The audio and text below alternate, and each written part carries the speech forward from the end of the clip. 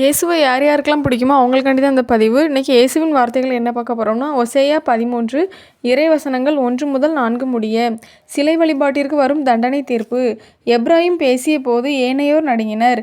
இஸ்ரேலில் அவன் மிக உயர்ந்திருந்தான், ஆனால் பாகாலை வழிபட்ட குற்றத்திற்காய் மடிந்தான். இப்போதும் அவர்கள் பாவத்தின் மேல் பாவம் செய்கிறார்கள். சிலைகளை தங்களுக்கென வார்த்து கொள்கிறார்கள். அவர்களுடைய வெள்ளியில் செய்யப்பட்ட சிலைகள் அவை யாவும் தட்டானின் கைவேலைகளே. இவற்றுக்கு பலியிடுங்கள் என்கிறார்கள் அவர்கள். மனிதர் கன்றுக்குட்டிகளை முத்தமிடுகின்றார்கள். ஆதலால் அவர்கள் காலையில் காணும் மேகம் போலும், விரைவில் உலர்ந்து போகும் பனித்துளி போலும், சுழல் காற்றில் சிக்கிய களத்து துரும்பு போலும், பலகனி வழியாய் வெளிப்பட்ட புகை போலும் ஆவார்கள். எகிப்து நாட்டினின்று உன்னை விடுவித்த நாள் முதல் நானே உன் கடவுளாகிய ஆண்டவர். என்னை தவிர வேறு கடவுளை நீ அறியாய். என்னையன்றி வேறு மீட்பரும் இல்லை. இது ஆண்டவர் வழங்கும் அருள்வாக்கு. இறைவா, உமக்கு நன்றி.